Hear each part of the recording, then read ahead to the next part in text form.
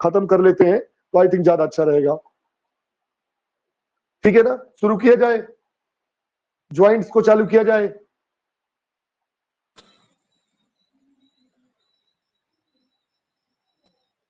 जी sir, जी sir. चलिए चलिए चलिए चलिए, कुछ लोग आते जाते रहेंगे, थोड़ा सा समय है भी। जी, रिकॉर्डिंग लगा दीजिएगा। हाँ, रिकॉर्डिंग मैंने लगा दिया, अभी तुरंत लगा दिया है। देखिए, जहां भी आप कंफ्यूज होइए, मैं पढ़ा रहा हूं, कहीं भी आपको लगे कि सर यहाँ पे मैंने ऐसे देखा था, इस प्रश्न को कुछ ऐसे पूछा गया था, या इस एग्जाम में कुछ डिफरेंट टाइप से ये प्रश्न आया था, तो वहां बताइए, क्योंकि कभी कभी इन्हीं टॉपिक, इन्हीं प्रश्नों को कुछ अलग तरीके से भी पूछा जाता है एग्जामों में। तो हम कभी कभी क्या है, एग्जामों में जब देखते हैं कुछ अलग व्यू से, तो प्रश्नों को गलत कर जाते हैं। तो वहां गलती ना हो, इसके लिए जरूरी है कि हम हर तरीके से प्रश्नों को पढ़ें ताकि कंफ्यूजन ना हो। चलिए पढ़ते हैं, ज्वाइंट्स को पढ़ते हैं। जय हिंद सर। जय हिंद बेटा। टॉपिक हमारा ज्वाइंट्स है। ज्वाइंट्स हिंदी में जोड़, सभी लोग जानते हैं, ऐसे में सभी लोग जानते हैं, जहां पे एक या एक अस्थि, सॉरी, दो या दो से अधिक अस्थियां आपस में मिलती हैं, उसे हम जोड़ के नाम से जानते हैं, उसे हम ज्वाइंट्स बताते हैं। और वही ज्वाइंट, प्रणाम सर। प्रणाम खुश रहिए, खुश रहिए, खुश रहिए, खुश रहिए। चलिए, टॉपिक अच्छा है, समझ में भी आता है, प्रश्न भी बहुत ज्यादा यहां से पूछे जाते हैं, सो अच्छे से कवर करने की आवश्यकता है। ठीक है, स्पेशल चर्चा होगी, जिस तरीके के प्रश्न पूछे जाते हैं और कैसे प्रश्न पूछे जाते हैं, लास्ट में उन पे डिबेट अच्छे से होनी ही चाहिए। ठीक है, ऐसे में अगर एक सामान्य सा प्रश्न पूछा जाए कि ज्वाइंट्स कितने प्रकार के होते हैं, तो हम सीधा सा कहते हैं कितना ज्वाइंट्स 3 प्रकार के होते हैं। कितने? 3 टाइप्स के। हमारे जो ये 3 टाइप्स के ज्वाइंट्स हैं, इनके नाम क्या क्या है? तो ऐसे में कई तरीके से इनके नामों की चर्चा होती है, और उस तरीके की, जिस तरीके के नामों की चर्चा होती है, उस तरीके से हम इसको याद करने का प्रयास करते हैं। एक होता है ऐसा जोड़, एक होता है ऐसा जोड़ जो बिल्कुल ही हिलता डुलता नहीं है, बिल्कुल हिलता डुलता नहीं है, इट मीन फिक्स होता है, और वह हमारे बॉडी में कुछ ही जगहों पे देखा जा सकता है। उसे हिंदी में बोल सकते हैं क्या? सचल, सॉरी, अचल बोल सकते हैं। क्या? अचल, हिंदी में अचल कह सकते हैं। अभी इनकी उपनामों की चर्चा होगी, आप सिर्फ देखिए। अचल मतलब जो चलायमान ना हो, वह अचल है। दूसरा अगर देखें तो इसी के जस्ट अपोजिट है, अगर यह अचल है तो वह कैसा है? वह चल है, सचल है, कुछ भी कह सकते, चाहे सचल बोलो चाहे चल बोलो, बात एक ही है। मतलब एक अचल है, एक चल है, एक चलायमान नहीं है, एक बिल्कुल चलायमान है। तीसरा क्या है? इन दोनों के बीच की कड़ी है, जिसे बोलते हैं अर्धचल। अर्धचल, ये हो गए। अब देखिए, इंग्लिश में अगर देखें, इसी वर्डों को हम इंग्लिश में अगर चेंज कर दें तो क्या बोलते हैं? एक है क्या? इमूवेबल है। कैसा है? आई मूवेबल है, मतलब कि वो मूवेबल नहीं है, ऐसे में उसको लिख सकते हैं, बोल सकते हैं।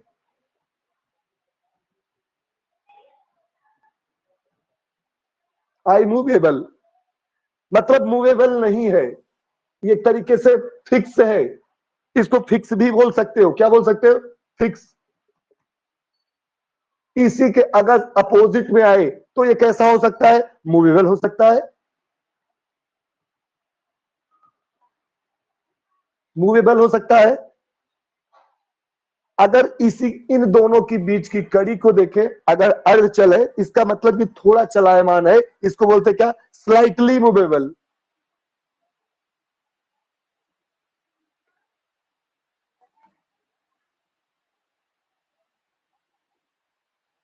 स्लाइटली, थोड़ा सा चलायमान, अर्धचल है।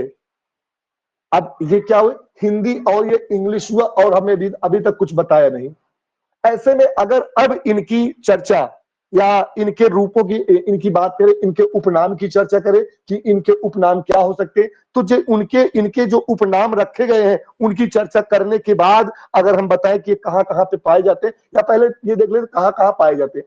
अचल है मतलब चलायमान नहीं है। ऐसे में हम जानते हैं कि जो हमारा सिर है, जो हमारा क्या है? सिर है, उस सिर में आप एक हड्डियों का ढांचा, एक हड्डियों का कवच देख सकते हैं। ऐसे में अगर ऊपर ऊपर देखें तो 6 हड्डियां हैं। ऐसे क्रेनियल में 8 हड्डियां होती हैं, लेकिन 2 अंदर हैं, 8 ऊपरी शेप में है। ऐसे में हम देखते हैं एक मत्थे वाली ये बोन होती है, ऊपर से एक मांग खुलती है। ऐसे में एक बोन यहाँ होती है, एक बोन यहाँ होती है, एक बोन नीचे कान के पास होती है और पीछे एक बोन ऐसे होती है। तो 1 2 3 4 5 6 7वीं 8वीं इथेनाइड और स्फेनाइड वो दोनों अंदर होती है। फ्रंटल और ओसिपिटल आपको दिख रही है। टेम्पोरल और जो एक और बोन आपके कान के पास है, ऐसे में आपको दिख रही है कि 8 बोन आपके सामने है। तो जब बच्चा पैदा होता है तो ऐसे में यह आपको समझ में आ सकता है, थोड़ा हिलती डुलती है, लेकिन समय के अनुसार ये कैसे होती है, फिक्स हो जाती है। इसीलिए इन्हें फाइब्रस ज्वाइंट के नाम से भी जानते हैं। तो क्यों, अब इसकी चर्चा करेंगे उपनामों में समझ में आ जाए। तो ये कहाँ है, ये सिर में है। अगर चले चलसंध की बात करें, इसका मतलब मूवेबल है, तो यह बाकी हर वो पार्ट जो चलायमान है, ऐसे में सीधा हाथ और पैर आप बोल सकते हो, हाथ और पैर। बाकी सबकी चर्चा हो जाएगी, अभी अलग अलग करके देख लेंगे। 2 हो गई। अगर तीसरी बात करें अर्धचल की, हमारे बॉडी में कुछ ऐसी बोन है जो थोड़ा सा चलायमान होती है, ज्यादा नहीं, थोड़ा सा चलायमान होती है। अगर इसकी बात करें तो ऐसे में आप देख सकते हो हमारे जो चेस्ट की रिब्स वगैरह है वह भी है। तो कहाँ पे, चेस्ट में कह सकते हो, और कहां पे हो सकती है, हमारी जो बैकबोन होती है, जो वर्टिब्रा है, जो 33 हड्डियों का एक ढांचा बना है, वो थोड़ा सा चलायमान होती है, ज्यादा नहीं, हल्का सा चलायमान होती है, इसलिए उसको भी इसी में रखा जाता है। तो लिख सकते हो रीढ़ की हड्डी, रीढ़ की हड्डी। और क्या हो सकता है, ऐसे में जो हमारा प्यूबिस का ज्वाइंट है, जिसमें इलियम, इस्चियम और हमारी जो प्यूबिस की बोन जाती है 3 मिल से, जो हमारा मतलब गर्डिल बनता है, वो गर्डिल में 3 बोन है, वो भी क्या है, अर्धचलायमान है, अर्धचल है, थोड़ा सा ही हिलती डुलती है, ज्यादा नहीं। तो ऐसे में लिख सकते हो, क्या लिख सकते हो, जो प्यूबिस का ज्वाइंट है वो भी है।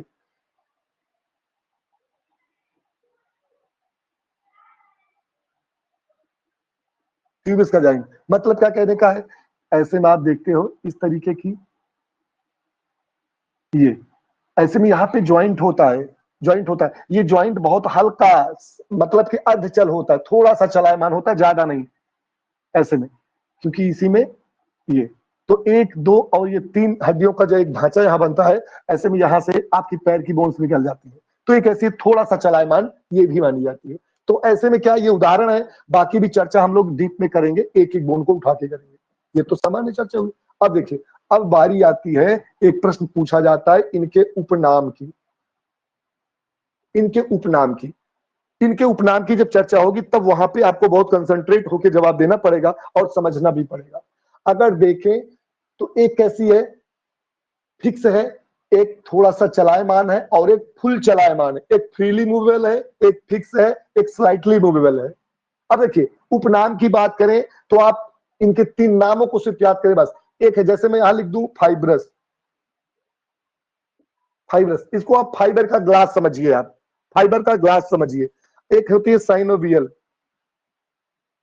साइनोवियल, साइनोवियल का मतलब आप जानते हैं लिक्विड होता है। साइनोवियल मतलब एक तरीके से जैसे मोबियाइल होता है, जैसे तेल होता है, उस तेल की तरह होती है। तीसरा इसी में क्या निकल आता है, तीसरा निकल कार्टिलेजिनस, कार्टिलेजिनस, कार्टिलेजिनस।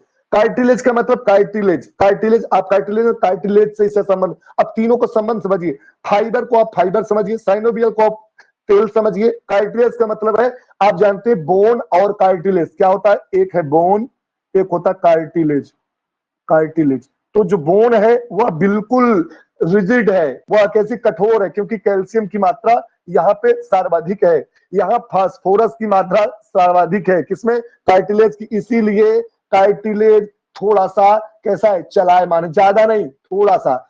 जैसे कान है कार्टिलेज से बना है, नाक है कार्टिलेज से बना है, तो ये क्या है, इनको थोड़ा मोड़ सकते हो, मतलब ज्यादा नहीं, थोड़ा सा चला सकते हो। अगर इनकी स्थिति के अनुसार इनके नामों को रखना हो तो हम जान सकते हैं। ये बिल्कुल फिक्स है, मतलब हिलता डुलता नहीं है। फाइबर का ग्लास आप पकड़ लीजिए, आजकल जितनी भी गाड़ियां, मोटर सवारी किसी फाइबर की बनी आ रही है, तो फाइब्रस नाम याद रखिए कि फाइब्रस मतलब यह है कि जो हिलेगा डुलेगा नहीं। तो इसी का नाम, उपनाम है फाइब्रस ज्वाइंट।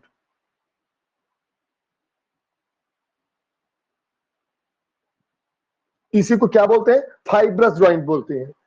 चलायमान है, चलायमान वही होगा जो कैसा होगा? जिसमें तेल होगा, साइनोवियल होगा। तो इसको जो मूवेबल है, जो चल संधि है, इसका उपनाम साइनोवियल ज्वाइंट भी है। साइनोवियल ज्वाइंट भी कह सकते हो।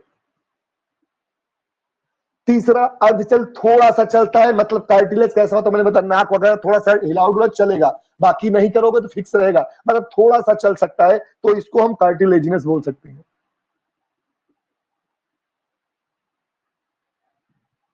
कार्टिलेजिनस बोल सकते हैं।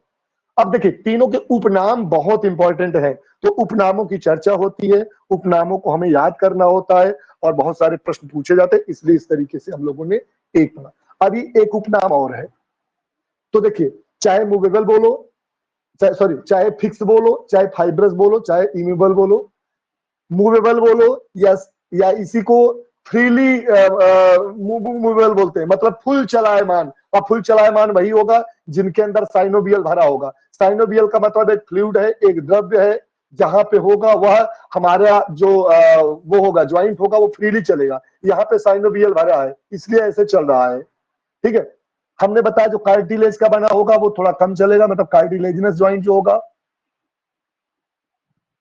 ज्वाइंट। अब ये हो गए उपनाम। एक उपनाम और, एक उपनाम और, इसको और एक दिशा में याद करना है। इसी का नाम जो हमारा मूवेबल है, जो साइनोवियल है, इसी को हम एक नाम से और जानते हैं, और वो नाम क्या है? डाईआर्थोसिस है। क्या है? डाईआर्थोसिस। अब यहां याद ये भी करना है आपको, डाईआर्थोसिस। अब यहां डाईआर्थोसिस से सिर्फ ये समझिए कि यह डाईआर्थोसिस मतलब डाई का मतलब दो होता है, जो कम से कम दो दिशा में चले, और जो दो दिशा में चलेगा वह चलायमान ही होगा। वह कैसा होगा? मूवेबल ज्वाइंट ही होगा। तो डाईआर्थोसिस का मतलब मूवेबल है। जहां डाई का मतलब आ जाए समझ लीजिए मूवेबल है। डाई का मतलब दो, दो दिशाओं में चलायमान, और मूवेबल का मतलब ही होता है चलायमान, कम से कम दो दिशा में वो चलेगा जरूर। तो डाईआर्थोसिस को आप मूवेबल याद कर लीजिए, एक नाम याद रहेगा। अब ऐसे में क्या है? एक नाम जो आपका अचल है, जो फिक्स है, वह कैसा है? साइनोआर्थोसिस है।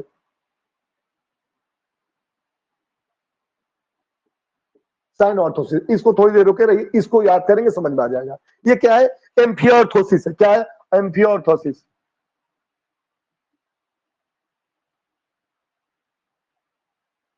एम्फियोआर्थोसिस। अब एम्फियो से आपको सेट करना है कैसे ये हमारे दिमाग में सदैव के लिए बन जाए, क्योंकि बार बार ये नाम हमको कंफ्यूज करते हैं। अब यहाँ पे देखिए, मैंने बताया कि डाईआर्थोसिस सबसे छोटा है और चल भी सबसे छोटा है। तो डाईआर्थोसिस एक बार याद आ जाएगा कि चल का ही एक उदाहरण हमारा डाईआर्थोसिस है। और डाई से मतलब भी निकल रहा है दो दिशाओं में चलायमान, तो दो दिशा का मतलब है कम से कम दो दिशा, फ्लेक्शन, एक्सटेंशन और अडक्शन, अबडक्शन जहां पे होगा वो यही होगा, डाईआर्थोसिस ही होगा, और वो कैसा होगा? मूवेबल ही होगा। तो ये समझ में आ जाएगा आसानी से।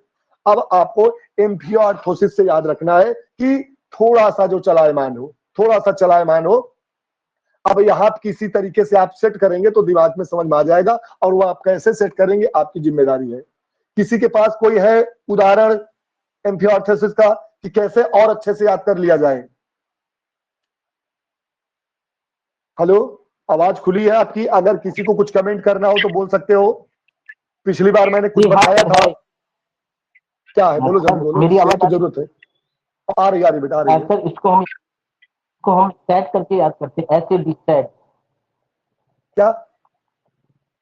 इसको हम सब सेट करके याद कर सकते हैं, ऐसे भी सेट। हाँ, वो तो ठीक है, वो तो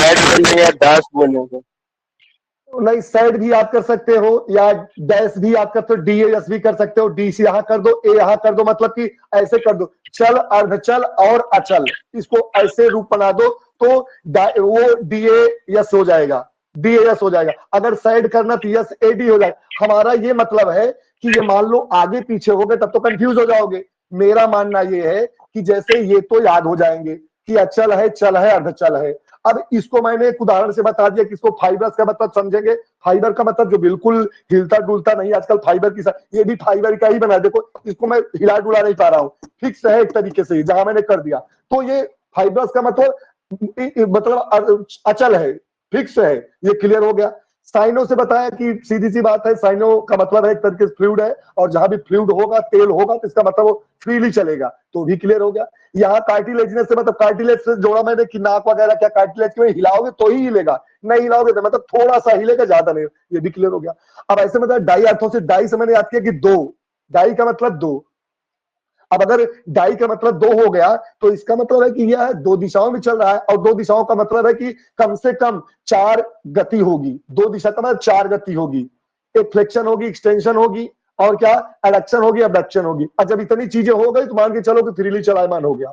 यहां देखिए, हमको अगर अर्धचल से जोड़ना है एम्फियोऑर्थोसिस को, तो अगर इसको अंपायर से भी जोड़ दें, एम्फियोऑर्थोसिस का मतलब अगर इसको अंपायर की तरह समझ ले, तो अंपायर क्या होता है खेल में, थोड़ा सा चलता है, वो क्या करता है, एक जगह खड़ा होता है, सिर्फ सिग्नल को बताता है, क्या करता है, सिग्नल को बताता है, हाथ कभी ऊपर करेगा कभी नीचे करेगा, बोलेगा नहीं, हाथ के इशारे से, मतलब थोड़ा सा हाथ चला देगा, उसका मतलब सही। तो ऐसे में ये समझ सकते हैं कि एम्फियोऑर्थोसिस का मतलब अगर अंपायर से संबंधित कर दे तो इसका मतलब थोड़ा सा चलायमान अर्धचल है। ये याद हो जाएगा तो साइनोऑर्थोसिस अपने आप याद हो जाएगा, क्योंकि ये उसका अपोजिट अपने आप आ जाएगा। ये तीसरा फिर हो जाएगा कि जब दो आप कवर कर लेंगे, तीसरा कवर हो जाएगा। और एक बात बता दें, इसको याद करने के लिए जब तक 2-4 बार आप अपने मन से नहीं लिखेंगे, आंख बंद करके, तब तक याद नहीं होगा। बार बार आप भूलेंगे, एग्जाम में आएगा, आप कंफ्यूज होंगे। इस पर थोड़ा वर्कआउट करिए, क्लियर हो जाएगा। ठीक है, चलिए, तो इनके उपनामों की चर्चा हो चुकी है। इन्हीं को हम इस तरीके से एक बार बता देते हैं, चाहे इमेबल बोलो, चाहे फाइब्रस बोलो, चाहे साइनोऑर्थोसिस बोलो, इसको मूवेबल बोलो, साइनोवियल ज्वाइंट बोलो, या डाइआर्थोसिस बोलो, इसको स्लाइटली बोलो, या फिर आप कार्टिलेजिनस बोलो, या फिर एम्फियोऑर्थोसिस बोलो। अब आपको सिर्फ सेट करना है अपने माध्यम से कि डाई का मतलब क्या होगा, एम्फियोऑर्थोसिस अंपायर का मतलब क्या होगा, साइनो का मतलब अपने आप समझ में आ जाएगा। ठीक है, साइनो का मतलब अपने आप समझ में आ जाएगा कि ये फिक्स वाला है साइनोऑर्थोसिस। ठीक है, और जो आप बता रहे थे, आप अगर उल्टा कर देते, जैसे मैं लिखता चल, अर्धचल और अचल, जैसे मान लो इसी को मैं एक दूसरे रूप में लिख दे रहा हूं सिर्फ समझने के लिए। जैसे मान लो मैंने लिखा पहले चल, फिर मैंने लिखा अर्धचल, और लास्ट में लिखा अचल। अगर अब इंग्लिश में इसको जोड़ूं तो ये होगा डाइआर्थोसिस हो जाएगा, डाइआर्थोसिस। दूसरा क्या हो जाएगा, एम्फियोऑर्थोसिस।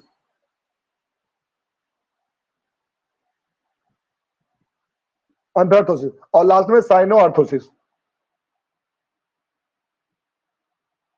ये क्या हुआ, हमने इसको एक लिख दिया DAS, दास, या एक उदाहरण हमने क्या रख दिया, दास रख लिया, DAS। तो कुछ लोग ऐसे भी याद करते हैं, जो भी आपको अच्छा लगे। हमको तो ये लगता है कभी कभी भूल जाएंगे कि ये सीक्वेंस तो गड़बड़ हो जाएगा।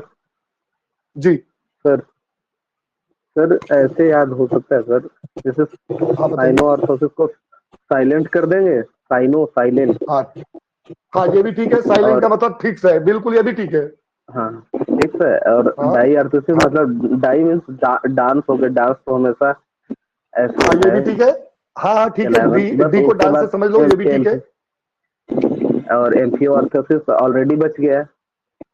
हाँ ऑलरेडी बच गया, इसको अंपायर से समझ लेंगे कि अंपायर थोड़ा सा चलता है, बस ज्यादा नहीं चलता। ज्यादा सारे खिलाड़ी खेलते हैं, जो खिलाड़ी खेलते हैं वो कैसे ये वाले हैं, और जो अंपायर होता है बस थोड़ा सा इधर उधर करता है, तो एम्फियोऑर्थोसिस ये भी ठीक है। आप साइलेंट समझ लो, इसको डांस समझ लो, और इसको अंपायर समझ लो, ये भी ठीक है। मर्जी आपकी है, जैसे भी याद हो जाए, कुल मिला के याद होना चाहिए, और कुछ नहीं। आगे आइए, आगे आइए। अब देखिए, इन दोनों की चर्चा हम नहीं करेंगे, हम इसकी चर्चा करेंगे चल संधि की। सीधा आते हैं अब दूसरा प्रश्न। पहले प्रश्न पूछा जाता है ज्वाइंट कितने प्रकार के होते हैं, तो आप कहोगे ज्वाइंट 3 प्रकार के होते हैं।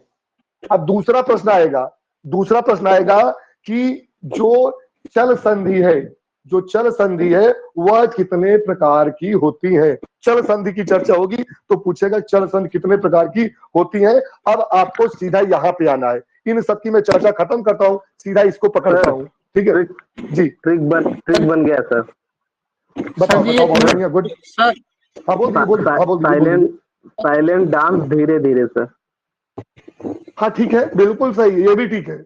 साइलेंट और डांस होगा, क्या फिर से बोल दो सर। ये जो लिखे हैं कार्टिल, क्या हो कार्टिलेजिनियस, कार्टिलेजिनस, कार्टी, CARTILAGINOUS, कार्टिलेजिनस, NO, NOUS, लेजिनस। ठीक, ओके जी, ओके, थैंक्स सर। ठीक है, अब ठीक कर रहे हो आप एकदम। आपने कहीं कहा कि यस फार, आप साइलेंट समझ लीजिए। साइलेंट होके क्या करना है, डांस धीरे धीरे करना है, डांस को धीरे धीरे करना है। डी फार डायस और ए फार एम्फियोर्थोसिस। ठीक है, हम चल संधि की बात करते हैं, इन सबको खत्म कर दिए हैं। अब दूसरा प्रश्न हमारा है, चल संधि कितने प्रकार की होती है? तो ऐसे में अगर चल संधि की चर्चा की जाएगी तो चल संधियां 6 प्रकार की होती हैं। कितने? 6 प्रकार की होती हैं, ये प्रश्न आप में आएगा। अब ज्वाइंट्स की बात खत्म हो गई। अब ऐसे में सीधा सा हम लिखते हैं यहां पे चल संधि। जो चल संधि है वह कितने प्रकार की होती है? ऐसे में जो चल संधियां हैं वो 6 प्रकार की होती हैं, और यही 6 प्रकार की संधियों की चर्चा आपके एग्जामों में सबसे ज्यादा होती है। ऐसे में आइए एक तरफ से शुरू करते हैं। ऐसे में पहली जो संधि है, ball and socket. Ball and socket joint. ये क्या है? बॉल एंड सॉकेट कहने का मतलब एक बॉल है, एक बॉल है और एक सॉकेट है। इन दोनों के बीच में जो ज्वाइंट्स बनेगा उसे बॉल एंड सॉकेट ज्वाइंट बोलते हैं। अगर सबसे अच्छा उदाहरण देखना हो तो इसके 2 ही उदाहरण आपको देखने को मिलते हैं। एक क्या है? दोनों गर्डिल ही है, एक शोल्डर गर्डिल है और एक प्यूबिस की गर्डिल है। ठीक है, ऐसे में देखा जाए शोल्डर गर्डिल पे कहा हमारी एक ह्यूमरस बोन होती है, ये वाली। इस ह्यूमरस के आगे ऐसे एक गुल्ला होता है, ऐसे होता है। और जो हमारी कौन सी, ये कौन सी है? ह्यूमरस बोन है, ह्यूमरस है। ह्यूमरस के अगर आगे जाएंगे तो एक बोन आपको क्या मिलती है? स्कैपुला मिलती है। स्कैपुला में देखेंगे तो स्कैपुला ऐसे होती है, ऐसे ऐसे यहां जाएगी, यहां आएगी और यहां देखेंगे तो ऐसे बढ़ेगी और ऐसे बढ़ने के बाद वो ऐसे नीचे आती है, ऐसे। तो ये क्या है? ये हमारी स्कैपुला है, स्कैपुला है। और ये हमारी कौन है? ह्यूमरस है। और यहीं से देखेंगे तो एक बोन यहां से निकलती है और वो कुछ कहां से, अगर देखें तो वो आगे जाकर के ऐसे ऐसे, और यहां से हमारी स्टर्नम, ये। और ऊपर अगर चले जाएं तो ऐसे करते हुए जो हमारा गर्दन है, गर्दन के ऊपर हमारा सर बना होता है। और यही सेम प्रक्रिया दूसरे साइड में होती है।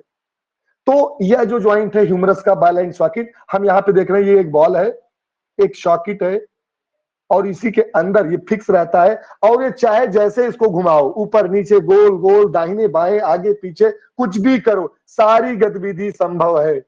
मतलब सरकमडक्शन यहाँ पे संभव है। तो ये बॉल एंड सॉकेट ज्वाइंट हमारा है, एक हो गया। आइए आगे चलते हैं और आगे उदाहरणों में आपको समझाते हुए हम दिखाते हैं कि ये कहाँ पे है और कैसे है। चलिए, इसी को हम कंधा या कूल्हा का बोलते हैं। कंधा और कहाँ पाया जाता है? कंधे में पाया जाएगा, प्लस और कहाँ में? कूल्हे में। कूल्हे में। इन दोनों कूल्हे में, इन दोनों जगहों पे आपको बिल्कुल एकदम करेक्ट है बेटा। ये कितना घूमेगा? 360 डिग्री घूमेगा, 360 डिग्री तक घूमता है। एक चीज। दूसरी चीज, अब यहाँ पे एक प्रश्न आपसे पूछा जाता है कि यह जो होता है इन पे कौन कौन सी गतिविधि संभव है, मतलब क्या क्या हो सकता है। तो ऐसे में ऑल रोटेशनल मूवमेंट तो बोल ही सकते हो, साथ ही साथ जितनी भी क्रियाएं हैं वो सारी क्रियाएं यहाँ पे संभव हैं, सारी। ठीक है, सारी। तो अगर हम यहाँ पे सिर्फ 2 चीजें लिख दें, एक लिख दें रोटेशन को और एक लिख दें सरकमडक्शन को, तो अगर ये दोनों क्रियाएं हो जा रही, रोटेशन हो जा रहा मतलब 180 डिग्री पे और 360 डिग्री पे हमारा क्या हो जा रहा है? सरकमडक्शन हो जा रहा। तो ऐसे में कहने का मतलब हमारी सारी क्रियाएं पूरी हो गई, सारी क्रियाएं पूरी हो गई। अच्छा, इस ज्वाइंट को और भी कुछ कहते हैं, कोई बोल बता सकता है क्या? इसको कुछ और नाम दिया गया है? बताइए भाई, इस ज्वाइंट को कुछ और भी कहते हैं क्या? क्या? Champion sir, champion joint. Champion, बिल्कुल, मैं यही पूछ रहा था। इसी ज्वाइंट को चैंपियन ज्वाइंट के नाम से भी जानते हैं। इसी को हम चैंपियन ज्वाइंट्स के नाम से भी जानते हैं। एक चीज हो गई। एक चीज अगर आपसे ये पूछा जाए, कल मैंने आपको बताया था कि जो डायरेक्शन ऑफ मूवमेंट है, दिशा में गति, अगर पूछेगा कि इस बॉल एंड सॉकेट पे डायरेक्शन ऑफ मूवमेंट कौन सा बनता है, मतलब कौन सी गति बनती है, मैंने कल बताया था या तो नॉन एक्सियल होगा, या तो बाई एक्सियल होगा, या तो यूनि एक्सियल होगा, या तो मल्टी एक्सियल होगा। इन्हीं में से कोई मल्टी एक्सियल। उसमें क्या होना चाहिए? बिल्कुल, मल्टी एक्सियल। चलिए, मल्टी एक्सियल बिल्कुल क्लियर है, मल्टी एक्सियल है ये। तो इतनी चीजें यहां से निकल के आती है, इतनी चीजें निकल के आती है। इनमें से कोई भी प्रश्न आपसे पूछ लिया जाता है, ठीक है, कोई भी प्रश्न बना के पूछ लिया जाता है। आगे आइए, दूसरे में चलते हैं। इसको मैं थोड़ा सा मिटाऊंगा यहां पे।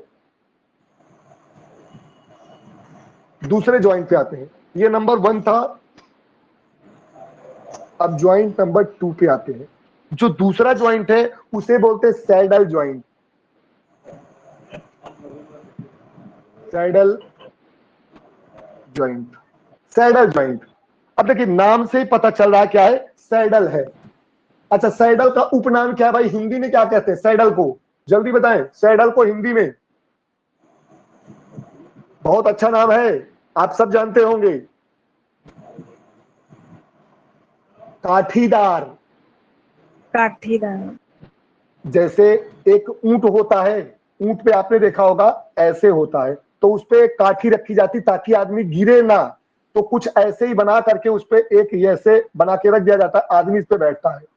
तो एक संधि ऐसी है जो इसके अंदर इस तरीके से गई है और वो काठी रखी गई है। इस तरीके की संधि को सैडल ज्वाइंट बोलते हैं। ऐसे में अगर ध्यान से देखा जाए, अगर मैं इसको सही से आपको दिखा पाऊं, तो मैं आपको बताना चाहूंगा कि जिस तरीके से आपने देखा होगा, क्योंकि ये आप पहले देख ले कहां पाया जाता है, तो यह पाया जाता है अंगूठे में। कहां पे?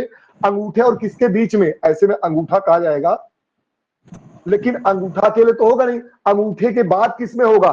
तो अंगूठे के साथ में अगर देखा जाए, तो मैं यहां ज्वाइंट बना रहा हूं, आपको बताना है। देखिए, आप ध्यान दीजिएगा, ये हमारी रेडियस है और ये हमारी अल्ना है। ये रेडियस है, ये अल्ना है। माइक थोड़ी देर के लिए सिर्फ ऐसे ही आराम से खोलिएगा मत, सिर्फ समझने का प्रयास कीजिएगा। इसके बाद आप लोगों ने देखा होगा, एक बोन यहां होती है, एक बोन यहां होती है, एक बोन बीच में होती है, 3 बोन होती है। फिर चौथी यहां से निकलती है, 5वीं यहां से निकलती है, 6वीं यहां पे होती है, 7वीं हमारे अंगूठे में चली जाती है, 7वीं, और 8वीं यहां पे आ जाती है। मान लीजिए ये है 8 बोन है, ये 8 बोन है ये। इन्हीं, इसको क्या बोलेंगे? ये हो जाएगी मान लीजिए रेडियस, ये हो गई हमारी अल्ना, ठीक है। ये जो 8 बोन है, इन 8 बोन को हम क्या बोलते हैं? कार्पल बोलते हैं, कार्पल बोलते हैं, ठीक है। 8 बोन कार्पल हो गए। अब इन 8 बोन के बाद बचता क्या है? अगला पार्ट, और जहां से हमारी मेटाकार्पल निकलती है। तो ये वाली जो है ना, इसी पे निकलती मेटाकार्पल हमारी। और ये मेटाकार्पल अगर इसको हम अंगूठा मान के चले, तो इसके अंदर एक ऐसे संधि होती ऐसे, और वो ये एक लंबी अस्थि होती है ऐसे एक। फिर बाकी इसी में से ऐड होकर के 2, इसी में से ऐड होकर के 3, इसी में ऐड होकर के 4, और लास्ट में ऐसे होकर के 5। ऐसे होती है, 5 होती है। 5 के बाद, इसके बाद चालू होता है कम फैलेंजेज का। फैलेंजेज का मतलब यहां से फैलेंजेज मतलब अंगुलियां चालू होंगी, जो 3। तो अंगूठा है तो इसमें 2 ही होंगी, बाकी सब में कितनी? 3। ये 1 2 3, 1 2 3, 1 2 3। इसलिए 4 3 12 2 14 अस्थियां हमारे अंगुलियों में होती हैं। अब देखिए, अब प्रश्न मेरा था कि जो सैडल ज्वाइंट है वो है कहां पे? तो देखिए, ये वाला मैंने बताया ना, ऊंट का मान लीजिए ये वाला पार्ट क्या है? ऊंट वाला ये पार्ट है ऊंट का, और इसके ऊपर एक संधि जो बन रही है ऐसे घुसी हुई है, यही जो ज्वाइंट है ना, ये वाला, इसी को बोलते हैं सैडल ज्वाइंट। अब देखिए, आपको ध्यान देना है एक चीज, क्या ध्यान देना है? अंगूठे में सैडल ज्वाइंट है, लेकिन जब पूछेगा कि किन 2 संधियों के बीच में सैडल ज्वाइंट है, तो आप कहेंगे कार्पल और मेटाकार्पल के बीच में, क्योंकि ये क्या है, ये पांचों जो निकली है ये क्या है, मेटाकार्पल है। ये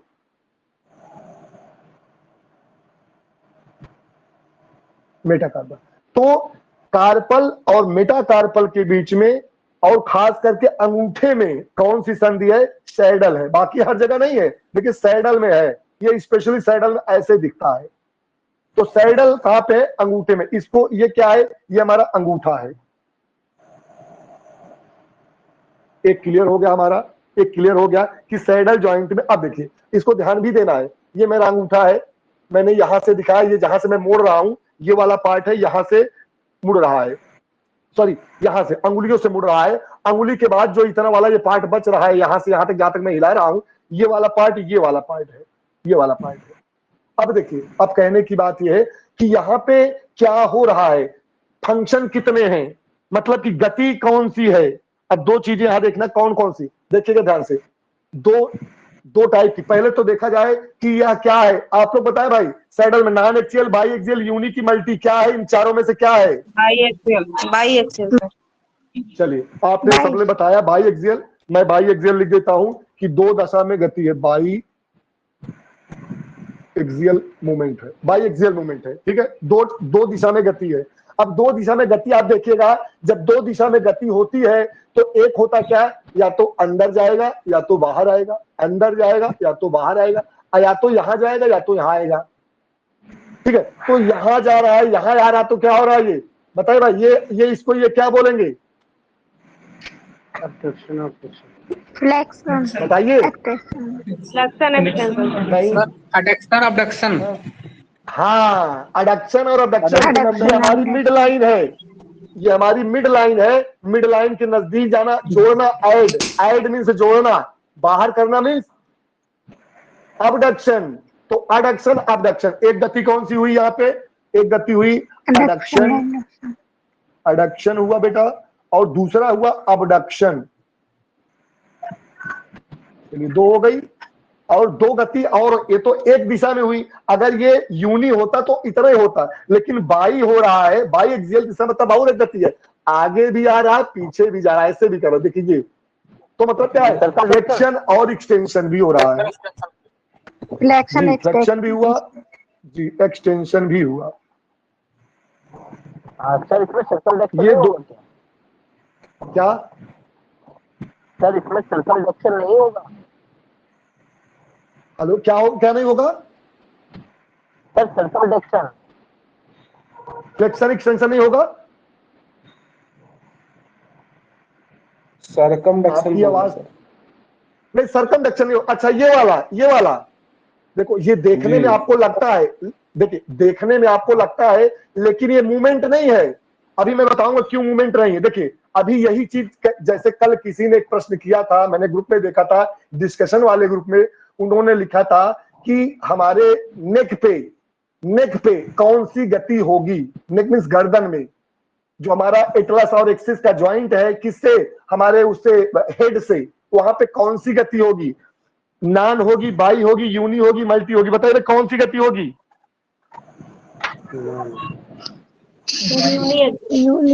यूनी एक्सियल। अब आप कहोगे सर ये तो गलत है, यूनी एक्सियल नहीं होनी चाहिए, वहां तो कोई और गति होनी चाहिए, क्योंकि चारों तरफ ऐसे गोल गोल गर्दन घूमता है। नहीं, यहाँ पे डायरेक्शन ऑफ मूवमेंट का मतलब है किस दिशा में उसकी सही गति है। ये इसकी सही गति नहीं है, ये इसकी सही गति नहीं है, ये सिर्फ चलायमान है, यहाँ जगह इसलिए ऐसे हो रहा है। सर्कमडक्शन आप याद रखिएगा, सिर्फ और सिर्फ आपके कहां पे, हिप में, और आपके कहां पे है, कूल्हे में, सॉरी कंधे और कूल्हे में है, इनके अलावा कहीं आपको देखने को नहीं मिलेगा। ये गति जरूर आपको समझ में आ रही है। जैसे आप ऊंट पे बैठते हैं, ऊंट आगे पीछे दाहिने बाएं तो वो हिला सकते हैं काठी को ऐसे ऐसे भी कर सकते हैं, लेकिन वह उसकी सही गति नहीं है। इसलिए आप याद रखिएगा, यहाँ अडक्शन अबडक्शन फ्लेक्शन एक्सटेंशन यही दो गति है, इसीलिए इसको बाई एक्सियल मूवमेंट बोला जाता है। खूब याद रखिएगा, गलती नहीं होनी चाहिए। आगे आइए, तीसरे जॉइंट पे आते हैं, तीसरा है हमारा, मान लीजिए मैं काइंडल, सर हाँ सर, इसका हिंदी क्या बता रहे थे सैडल का? इसका काठीदार संधि काठी जी, काठीदार संधि। सर इन सबके नाम लिखवा दीजिएगा एक बार हिंदी में, मैं इंग्लिश में सर। अच्छा इंग्लिश में लिखा तो हूँ। एक हो गया पहला बॉल एंड शॉकिंग, दूसरा हो गया सैडल, तीसरे पे आ गए हैं है और आपका ये वाला मल्टी है, बता रहा हूँ सर। ये तो बेटा मैं कल बताया था। अभी इसको तो मुझे पढ़ाने वाला, अभी अगले वाले चैप्टर में यही मिलेगा कि कितने टाइप के मूवमेंट हो रहे हैं हमारे बॉडी में, इसको तो मैं बताऊंगा। इसको मैंने कल बताया था, कल का वीडियो देखिएगा, मैंने बताया है कि डायरेक्शन ऑफ मूवमेंट, ये 4 प्रकार के जो मूवमेंट है वो कैसे कैसे होते हैं। इसीलिए इसको बता रहा हूँ, नहीं तो गलती हो जाती। पहले इसी को कल, अच्छा समझ लो, नहीं समझ में आएगा तुमको बता, फिर बता दूंगा। आइए तीसरे पे आते हैं। तीसरा हमारा है बेटा कैंडेलाइट ज्वाइंट। क्या है कैंडेलाइट ज्वाइंट?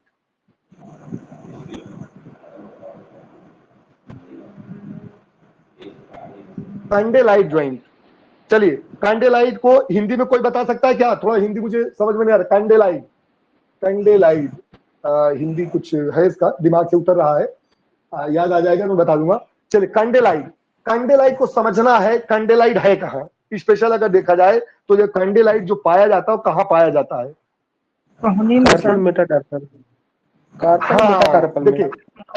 देखिए ध्यान दीजिएगा, क्योंकि कार्पल और मेटाकार्पल के बीच में हमारा सैडल भी पाया गया था, लेकिन सैडल सिर्फ अंगूठे में है, बाकी 1 2 3 4 जो बोन बच रही ना, देखिए ये और ये जो चारों बच रही हैं, ये क्या है जो मैंने कलर से किया है? ये कौन सी बोन है? ये हमारी मेटाकार्पल है,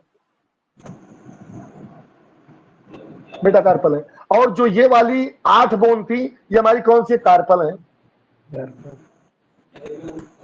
तो कार्पल और मेटाकार्पल के बीच में, कार्पल और मेटा मतलब ध्यान दीजिएगा, जैसे इसको मैंने ऐसे से गोल गोल थोड़ा मोड़ा घुमा भी लिया इनको, लेकिन आप ऐसे से कर सकते हो, लेकिन ये इनका कोई मूवमेंट नहीं है। इनका सही मूवमेंट या तो ये है या तो ये है या तो ये है, या तो ऐसे इनको फैला सकते हो या तो आगे पीछे कर सकते हो। इनको ऐसे गोल गोल ऐसे घूमने को लग रहा है, गोल गोल घूम रहा है, लेकिन इसकी कोई ये मूवमेंट नहीं है, ऐसे कोई मूवमेंट नहीं होता।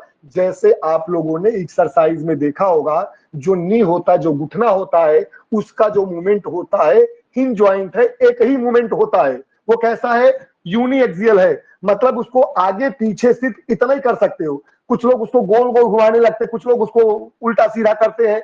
ऐसा करने पर उसमें जगह बन जाएगी। अगर एक बार जगह बन गई तो भविष्य में जैसे आप बुजुर्ग होंगे, वो आपके जो लिगामेंट हैं वो धीरे धीरे छोड़ना चालू करेंगे जब, तो दर्द असहनीय होगा। इसीलिए पुराने जो हमारे एथलीट होते थे, या जो पुराने हमारे कुश्ती वाले खिलाड़ी होते थे, वो जब बुजुर्ग होते थे तो उठने बैठने में सबसे ज्यादा समस्या उन्हीं को होती थी, क्योंकि वो अपनी साइंस वो नहीं जानते थे, और बिना साइंस के वह अपने शरीर को इतना तोड़ देते थे कि जब तक तो उनमें इलास्टिसिटी थी और सारी चीजें थी, उनके अंदर थोड़ा सा जोश था, तब तक तो मेंटेन रही।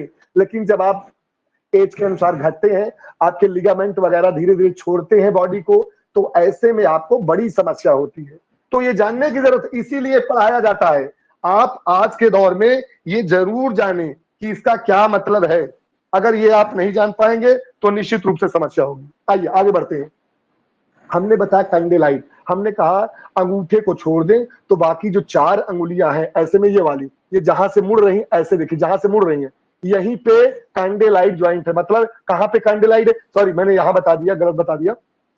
ऐसे में देखें तो अंगुलियां जहां जुड़ती हैं, यहाँ पे ये वाला जो भाग होता है ना, ये कैंडेलाइट वाला ज्वाइंट होता है, मतलब ये वाला ज्वाइंट, ये वाला। और ऐसे में देखा जाए तो ये वाला पार्ट, ये वाला पार्ट, ये पार्ट का मतलब है, आपने गलत बताया।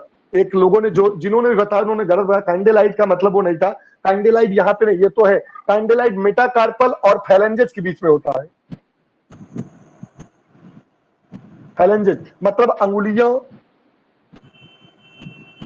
अंगुलियों और किसके? मेटाकार्पल के बीच में, यहाँ पे ये क्या? फैलेंजेस है।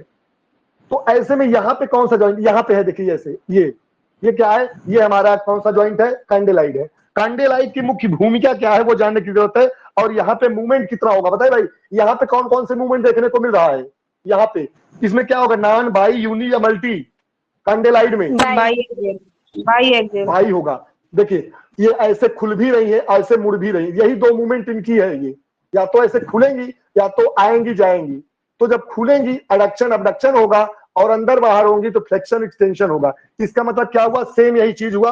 और यहां भी लिख सकते हैं कि ये कौन सा है, बाई बी, जी बिल्कुल बाई एक्सल, ठीक है बाई एक्सल है। और यहां भी क्या होगा, एडक्शन होगा, एडक्शन होगा, अबडक्शन होगा, फ्लेक्शन होगा और एक्सटेंशन होगा, ये एक्सटेंशन होगा। इतनी चीजें यहां भी है, मतलब दो मूवमेंट यहां भी है, इसीलिए इसको भी हमने क्या कहा, इसको हमने बाई एक्सियल का नाम दिया, ये नाम दिया। ये भी बाई एक्सियल था, यहां भी बाई एक्सियल है, ये हमारा मल्टी एक्सियल था। ये कई दिशा में गति, 3 या 3 से अधिक दिशा में गति, तो 3 हो गई। चौथे पे आते हैं, चौथे पे आते हैं। चौथा जो हमारा है, अब किसी को भी ले लें, एक मान लो हिंज को पहले ले लेते हैं, किसको लेते हैं, हिंज को लेते हैं।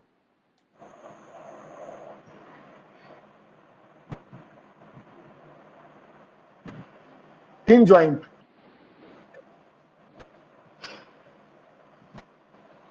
ये चौथा है, चौथा हिंज ज्वाइंट है।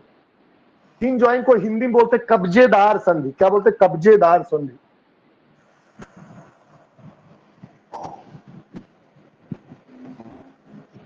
कब्जेदार संधि मतलब जैसे दरवाजा होता है ना, दरवाजे में कब्जा लगता है तो कब्जा एक साइड खोलता है दरवाजे को। आप दरवाजा मैं यहां लगा दूं तो ऐसे करूंगा, ऐसे करूंगा, मतलब एक साइड खुलेगा, चारों तरफ नहीं खुलेगा। वो क्या, उसको आप खोलते हो। सबसे अच्छा उदाहरण है ये देखिए, मैंने मोड़ा एक तरफ खोला, मोड़ा एक तरफ खोला, तो ऐसे में हिंज ज्वाइंट में कौन सा होगा, नॉन, बाई, यूनी या multi, uni axial, uni axial होगा, बिल्कुल करेक्ट है, यूनी एक्सियल।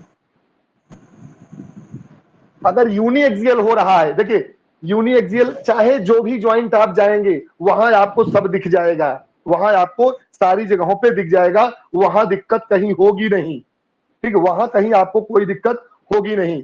ऐसे में अगर बताऊं तो जितने भी जैसे अंगुलियां है ना, ये अंगुली नीचे वाली यहां से छोड़ दीजिए, यहां से लीजिए, ये देखिए, ये वाला जोड़, ये वाला जोड़, ये और ये जोड़, ये दोनों जो जोड़ है ना एक साइड ही खुलते हैं, इतने खुलेंगे, दाहिने बाएं कुछ नहीं होगा, यहीं से जाएंगे, यहीं एक तरफ खुलेंगे, एक तरफ बंद होंगी, ऐसे, बस इतना। ये क्या है, यूनी एक्सियल है, हिंज ज्वाइंट है। और ऐसे में ये देखिए, पैर मोड़िए, ऐसे में सारी जो स्थितियां आती है वहां पे हिंज ज्वाइंट देखा जा सकता है, और इसीलिए इसको यूनी एक्सियल बोलते हैं। अगर स्पेशल बोला जाए, स्पेशल बोला जाए तो इसमें एक गति होती है और वह गति फ्लेक्शन और एक्सटेंशन की, एक ही दूरी में। फ्लेक्शन, जी, फ्लेक्शन और एक्सटेंशन की, ये आपको देखने को मिल सकता है कहां पे, हिंज ज्वाइंट पे। आइए, ये हो गया चौथा, पांचवें में देखते हैं। सर जी, जी सर जी ये भी लिखा दीजिए ना कि ये कब्जेदार संधि कहाँ कहाँ पाई जाती है, या फिर ये।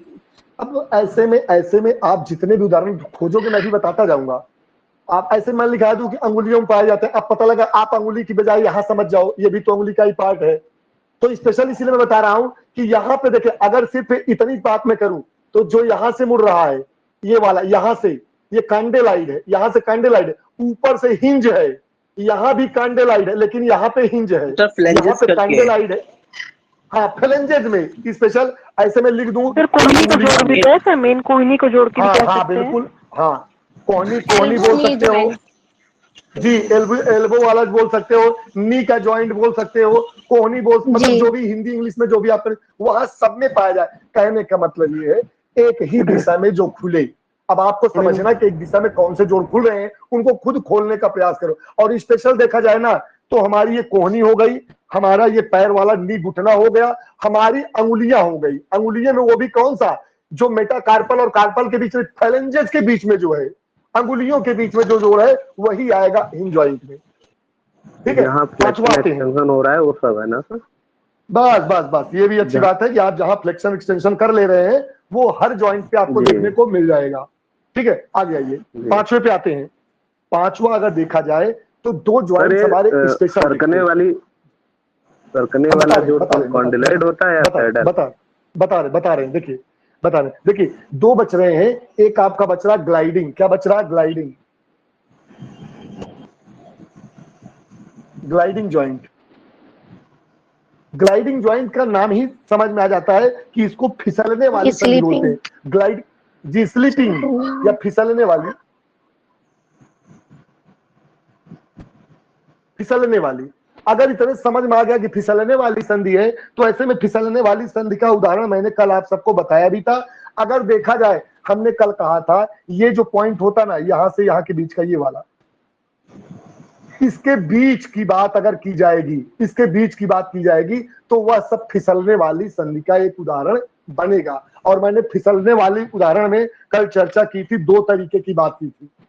मैंने इसको 3 जगहों पे बताया था, या तो कहां होगा, या तो आपके कार्पल में होगा, यही पैर में जाएगा तो टार्सल में होगा, और कहां होगा हमने बताया था, कहां होगा हमारे उसके बीच में, स्टर्नम और किसके बीच में, क्लेविकल के बीच में, क्लेविकल और स्टर्नो जी, क्लेविकल और स्टर्नम के बीच में, वहां भी आपको यह संधि देखने को मिल जाएगी। कौन सी?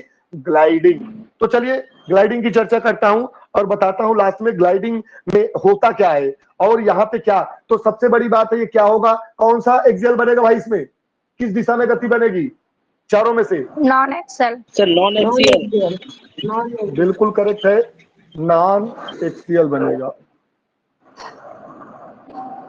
नॉन एक्सियल बनेगा। एक चीज क्लियर हो गया कि यहाँ पे नॉन एक्सियल ही बनना है, ठीक है।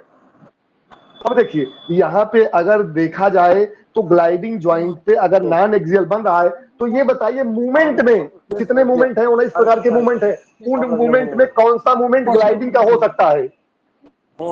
एक आपने देखा होगा, आप सबको याद होगा, आपका पैर, हेलो माइक बंद रखो बेटा, आपस में नहीं बात। देखो एक मैंने क्या बताया, हमने कहा कि ये आपका पैर होता है, ये क्या है, ये मान लीजिए कि आपका वो है, क्या बोलते हैं, टीबिया है, ये फिबुला है। मान लीजिए कि पतला है, ऐसे मैं इसको ऐसे बना देता हूं, और ये मानता हूं टीबिया है, और ये हमारा फिबुला है, फिबुला है। अब टीबिया और फिबुला के बाद यहाँ पे आप देखते हैं तो एक बड़ी अस्थि मिलती है, बाकी इसके नजदीक नजदीक 7 गुटके होते, ऐसे 7 गुटके, और इसके बाद ये हमारा ऐसे पैर बनता है। पैर में एक गति, एक मूवमेंट देखने को मिलती है, पैर के मूवमेंट को आगे की तरफ खोलना, इतना बढ़ा देना, ऐसे मतलब अगर ऐसे पैर है तो पैर को ऐसे कर देना, ऐसे होता है ना, किया होगी नहीं, याद आ रहा है सबको? आप लोग एक्सरसाइज करवाते थे, पैरों को ऐसा ऐसा करते थे, याद है? प्लांटर फ्लेक्शन जी सर। सर। हाँ वही मैं पूछ रहा था, उसी को बोलते हैं, एक होता है डोर्सी फ्लेक्शन, एक होता प्लांटर फ्लेक्शन। अभी आगे बताऊंगा कि डोर्सी फ्लेक्शन कहाँ हो, अभी बताऊंगा कि डोर्सी फ्लेक्शन में। अच्छा बताइए, जो पंजे का, अगर पंजे को ऐसे ऊपर खींच रहे हैं तो डोर्सी होगा कि प्लांटर होगा? डोर्सी होगा कि plantar? Dorsi flexion. Dorsi flexion. देखिए जब पंजे के ऊपर खींचेंगे तो डोर्सी होगा, और जब उसी को नीचे कर देंगे तो क्या होगा? प्लांटर हो जाएगा। तो यहाँ पे वो ग्लाइडिंग जॉइंट का एक उदाहरण है, याद कीजिएगा, ये किसका उदाहरण है? ग्लाइडिंग जॉइंट का उदाहरण है। और क्या है? Planter flexion.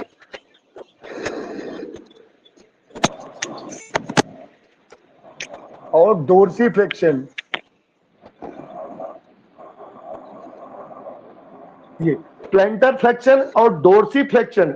और एक बताइए, इसी जॉइंट पे 2 और गति होती है, ऐसे देखिए ऐसे होता है ये, हाँ ऐसे ऐसे आप याद कीजिए, पैरों को ऐसे करवाते थे, ऐसे करवाते थे। तो ये बताइए, जब ये मान लीजिए कि ऐसा है, ये अंगूठा इधर है, अंगूठा इधर है, और ये कनिष्ठिका इधर है। अब बताइए, अगर कनिष्ठिका नीचे जा रही है, कनिष्ठिका नीचे जा रही है तो क्या होगा? इन्वर्जन। इन्वर्जन। सुनिए मेरी बात सुनिए, अगर आपका जो कनिष्ठिका है जमीन की तरफ जा रही है, ऐसे हो रही है जमीन की तरफ, तो क्या होगा? Inversion sir. इन्वर्जन होगा। वही बिल्कुल बिल्कुल करे, इन्वर्जन होगा, बिल्कुल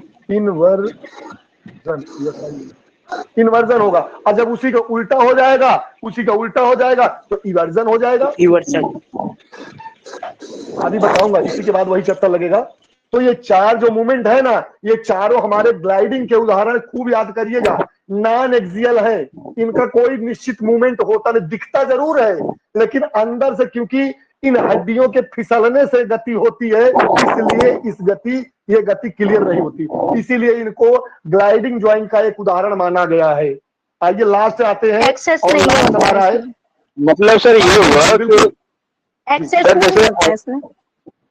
हाँ बोल दो जैसे- तो मैं बताऊं। जैसे सर अंगूठा सर हमारा हवा में हो और सारा वजन जो पैर के उंगली पे हो, छोटी वाली उंगली पे, तब इन्वर्जन सर कहेंगे ना सर उसे।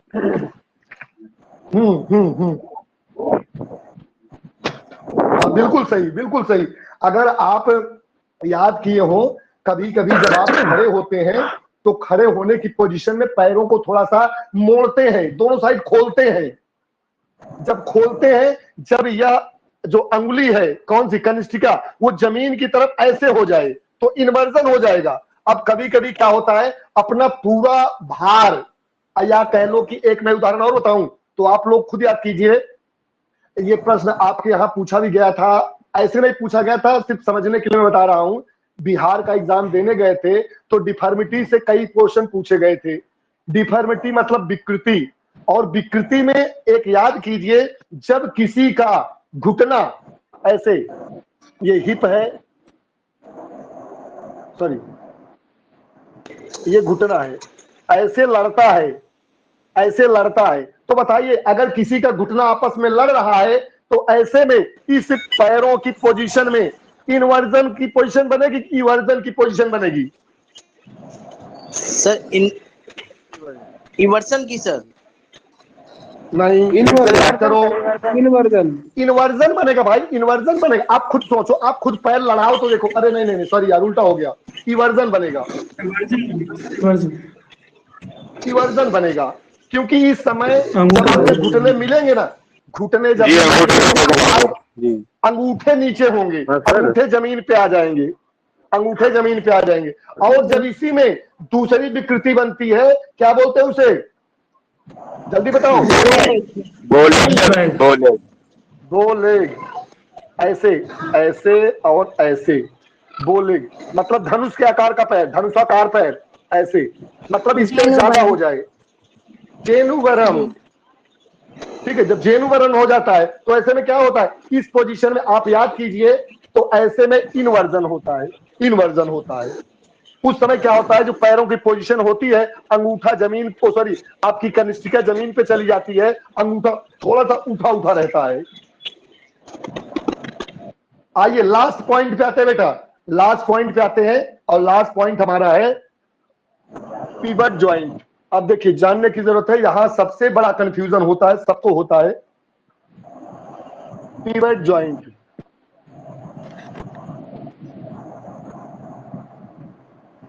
पिवट जॉइंट नंबर 6,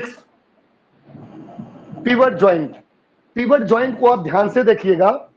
जॉइंट को आप ध्यान से देखिएगा, तो जो पिवट जॉइंट होता है ना, अब उसको आपको समझने के लिए चलना पड़ेगा सिर के ऊपर, सिर में। अब देखो, ये हमारा सिर है, सिर में यहाँ पे एक होल है, इस होल के अंदर हमारी एक बोन एंट्री करती है, दो नहीं, एक बोन एंट्री करती है, और जो एक बोन एंट्री करती है वो कुछ ऐसी होती है, और दूसरी यहाँ बीच में जोड़ है, एक ऊपर ऐसे है और एक नीचे ऐसे है, ऐसे। अब क्या है, यह मूवमेंट, अब ध्यान दीजिएगा कि यहां मूवमेंट कौन सा बनेगा, या आप एक्सिस में जाकर जब देखिए तो समझ में आएगा। जब इस तरीके की एक बोन ऐसे है और एक बोन इसको ऐसे रखी है, अब जो सिर का सही मूवमेंट है, वह ऐसे चलना चाहिए, या तो ऐसे चलना चाहिए या तो ऐसे चलना चाहिए।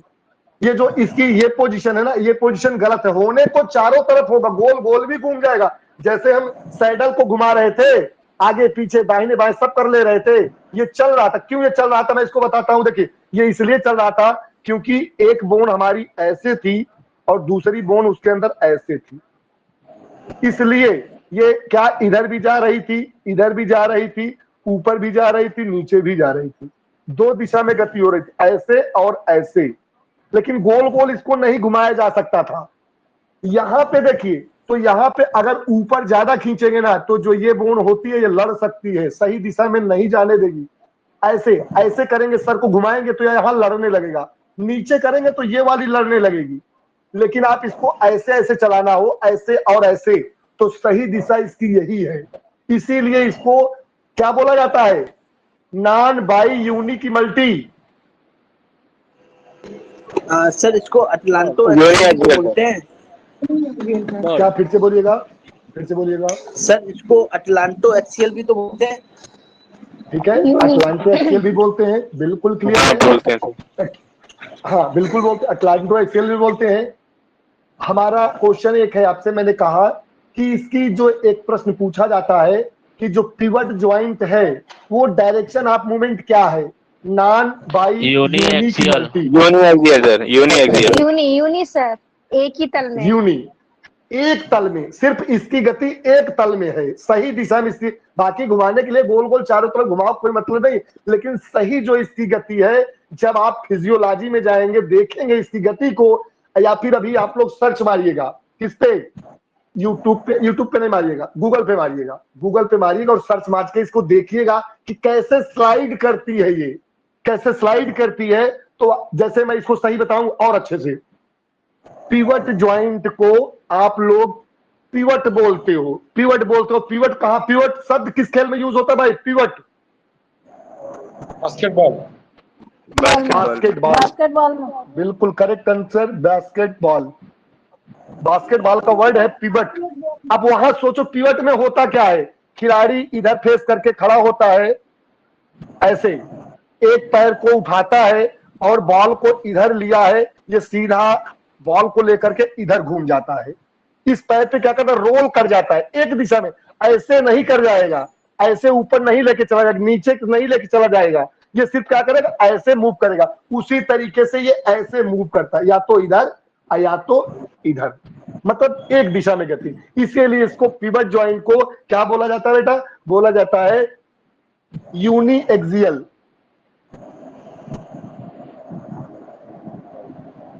एक दिशा में गति, कहां पे, एक दिशा में गति। और इसमें क्या होता है, आपके पैर में, वो कहां पे होगा, आपके उसमें सिर में होगा, सिर में होगा।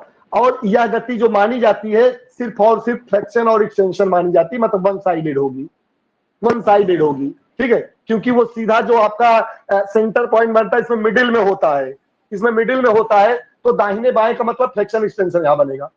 तो यहां सिर्फ एक गति होगी और कुछ नहीं होगा, बाकी आप इसको अच्छे से। सर रेडियो अल्ना के भी ज्वाइंट में होता है सर, रेडियो अल्ना के भी हाँ ज्वाइंट में रेडियो अल्ना, बिल्कुल बिल्कुल, रेडियो अल्ना के ज्वाइंट में भी होता है।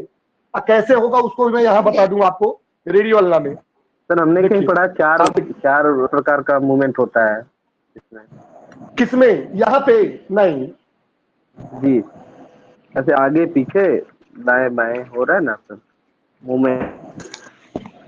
सर इसमें जैसे जो आप बता रहे हैं पिवट में, जैसे इसमें रोटेशन हो गया, प्रोनेशन, सुपाइनेशन, ये तो रोटेशन हो रहे हैं।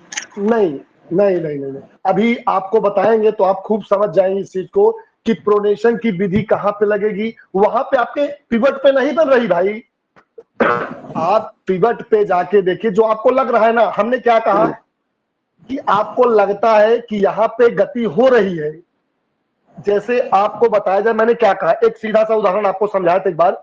ये मैंने हाथों को ऐसे मोड़ा, ऊपर से देख रहे हैं कि ऐसे मैंने हाथों को मोड़ा, मुझे लगा कि अगर ऐसे कोई हमको बताने वाला होता और मैं हाथों को मोड़ता, और वो क्या जानता, उसको फिजियोलॉजी की जानकारी नहीं होती, फिजियोलॉजी की जानकारी नहीं होगी, मैं सिर्फ उसको बता दूं, एक सामान्य आदमी जो फिजिक्स पढ़ा है, फिजिक्स वाला कह देगा कि मेरा ये हाथ है और ये मेरा एल्बो का ज्वाइंट है, ऐसे में मैं ताकत यहां से लगा रहा हूं, यहां पे हमारा घुटना मुड़ रहा है और यहां पे मेरा वेट है, वेट का मतलब है जो मैंने डंबल लिया है, डंबल को कर रहा हूं, उसको इतना ही दिख रहा है, क्योंकि जब मैं ऐसे मोड़ता हूं तो लगता है यार कि ये देखो ताकत यहां से लग रही, यहां से लग रही है। तो उसने क्या किया, उसने इस आधार पे कहा कि एक्सिस हमारा यहां पे है, उसने कहा हमारा वर्क ये है, या लोड इसको बोल सकते हो, लोड ये है, और मैंने कहा एफर्ट, प्रयास या शक्ति यहां से लगी, और इस आधार पे आपने बताया कि यह प्रथम प्रकार का उत्तोलक है, उसने बताया। लेकिन जो फिजियोलॉजी जब पढ़ेंगे, आप अंदर जाएंगे तो आप देखेंगे कि यह जो मसल है एक टेंडन से हमारे यहां जुड़ जाती है, यहां जुड़ जाती है। हाथों को मोड़ने के लिए यह अकेले काम नहीं करती है, ये यहां से चलेगी, यहां पे आएगी और यहां पे काम करेगी। तब आपको लगेगा अरे एक्सिस तो यहां आया, एफर्ट हमारा यहां पे आ गया। एफर्ट मतलब शक्ति, या इसी को बोलते प्रयास, आयास। आया जब हमने कहा शक्ति बीच में आ जाएगी तो कौन से प्रकार का उत्तोलक होगा? आयास, प्रयास, एफर्ट जब बीच में हो। थर्ड होगा सर, थर्ड प्रकार। थर्ड होगा सर। सेम वही चीज यहाँ पे है, सेम वही चीज यहाँ पे है कि आपको देखने में लगता है कि हमारा सिर ऐसे सिर्फ गोल गोल घूम रहा है, हम चला रहे हैं वो ऐसे ऐसे आगे पीछे ऐसे, लेकिन उसकी सही गति वन साइडेड है, वन साइडेड है। इसीलिए उसको यूनिएक्सियल नाम दिया गया है। और इसीलिए मैंने बताया आपको कि अगर आपका ये हेड है, इसके अंदर ऐसे जाएगी और बाकी ऐसे बोन्स लगती चली जाएंगी, और यह इंगित करेगा ऐसे में, क्योंकि जगह है, ये आगे पीछे दाहिने बाएं घूमेगा, लेकिन सही। अब जैसे और मैं बताता हूं इसको, देखिए एक प्रश्न आपके यहाँ पूछा गया है, जब आपने कल का एग्जाम दिया तो वहां पे एक प्रश्न पूछा गया किससे? प्लेन और एक्सिस से। उस प्लेन और एक्सिस में कौन सा प्रश्न था मैं बताता हूँ, देखिएगा। जैसे मैं ये कहूँ, क्या हिंदी क्या बेटा, क्या बेटा? कीलदार संधि से। कीलदार, हाँ यही है कीलदार, यही बेटा, यही कीलदार है, कीलदार है ये फिसलने वाली है कीलदार, ये कब्जेदार, या ये सैडल वाली है, अंगूठे वाली है, मतलब काठीदार है। ये वो बाल और सॉकेट का मतलब गेंद गड्ढा संधि इसको बोलते हैं, गेंद गड्ढा, गेंद गड्ढा, काठीदार। और ये हो गया आपका, यही वाला एक नाम नहीं याद रहा, कैंडललाइट का हिंदी में क्या बोलते हैं आप लोग थोड़ा ये हेलो सर। हाँ सर ये पिवट जॉइंट कहाँ पाया जाता है? गर्दन में? गर्दन में, गर्दन के अलावा बताइए, गर्दन के अलावा और कहाँ पाया जाएगा? एक जगह और पाया जाता है, रेडियो अल्ला में। अब देखिए रेडियो अल्ला में कहाँ पाया जाता है, देखिए रेडियो अल्ला में बताता हूँ, ध्यान दीजिएगा। ये रेडियो अल्ला में, अब वो अच्छे समझ में आ जाएगा। देखिए ऊपर से मैं बनाता हूं, ऐसे में ये आपकी ह्यूमरस है, ऐसे आके बंद हो जाती है। ह्यूमरस के बाद यहाँ पे सिर्फ क्या होता है, कार्टिलेज से जुड़े रहते हैं, या कह लो कि लिगामेंट के बंधनों से बंधी रहती है। और बीच में क्या है, इसके बीच में कुछ पाया जाता है। क्या पाया जाता है? दो बड़ी अस्थियों के बीच में एक गद्देदार कुछ पाया जाता है। क्या बोलते हैं उसे, कौन बता सकता है, ताकि आपस में चोट ना लगे इनमें? Synovial fluid sir. कार्टिलेज पाया जाता है, याद रखिएगा। कार्टिलेज जी सर। कार्टिलेज होता है, ऐसे बीच में भरा रहता है ऐसे, ताकि आपस में झटका ना खाए। अब देखिए इसके बाद यहां से चालू होती दो हड्डियां, और वो दो हड्डियां कौन सी चालू होती हैं? ये हमारी है ह्यूमरस, ह्यूमरस के नीचे आते हैं। देखिए एक जो मेन वाली ये है आपकी, ऐसे, ये हमारी क्या है? ये हमारी अल्ना है मान लीजिए। अब देखिए रेडियो अल्ना के बीच में, यहां पे आप देखेंगे तो एक अस्थि यहीं से सेम निकलती, इसी के बगल से ऐसे। और इसमें आप देखेंगे कि यहाँ पे एक इस तरीके का एक संरचना होगी, ये ऐसे बंद होगा ऐसे। ये क्या है? ये भी कार्टिलेज ही है जो बांधा हुआ, ओ सॉरी लिगामेंट है, लिगामेंट और कार्टिलेज से ये बंधी रहती है आपस में। अब ये जो है ना, इनके बीच में ऐसे ऐसे एक साइड ऐसे मूवमेंट होगा, जैसे जब हम करते हैं क्या, जब करते हैं क्या बोलेंगे उसे, सुपाइनेशन और प्रोनेशन। सुपाइनेशन और जो प्रोनेशन करते हैं ना, तो ये यहां से क्या होता है, ऐसे मूव होती है एक साइड में, या तो ये इधर जाएगी या तो ये इधर जाएगी। इसी को यही की पोजीशन से सुपाइनेशन और प्रोनेशन होता है। और यहाँ पे प्रोनेशन NATION है, प्रोनेशन है। यहाँ पे एक मसल होती है जिसे सुपीनेटर बोलते हैं, सुपीनेटर, और यहाँ पे होती प्रोनेटर मसल, प्रोनेटर। ये दो मसल हैं, इन दोनों मसल्स की वजह से ये होता है। और इनमें आपस में क्या होता है, एक मूवमेंट होता है। जो कौन सा मूवमेंट होता है, यहाँ पे ग्लाइडिंग हो जाएगा, वहां पे आपका पिवट हो जाएगा। ठीक है, बाकी जिनकी समझ में कम आया होगा मैं फिर से बता दे रहा हूं। ऐसे में मैं एक वीडियो तो नहीं भेजूंगा, मैं भेजूंगा उनकी डायग्राम भेजूंगा। उस डायग्राम को देखिएगा और अपना दिमाग लगाइएगा कि जो मैंने कहा वो सही है कि गलत, और आपकी समझ में कितना आया। एक बात मैं और बता दूं, जब तक इसको 1-2 बार अपने मन से नहीं पढ़ोगे पूरे चैप्टर को, तब तक ये 100% क्लियर नहीं होगा। और एक बार क्लियर हो गया तो कभी भूलेगा नहीं, आप दूसरों को पढ़ाते फिरोगे, ये याद कर लो।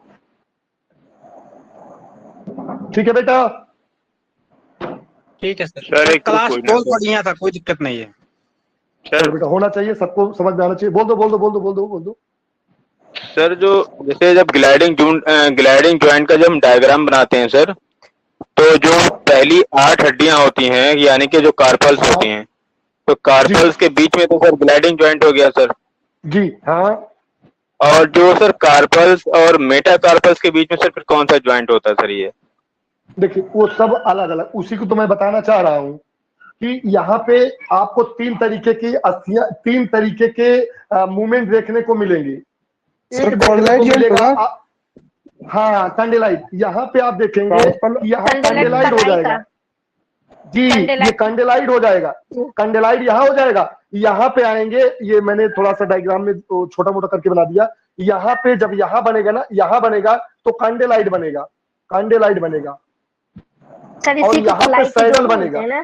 हाँ, कलाई बिल्कुल। यहाँ पे सर कलाई का तो ग्लाइडिंग होगा।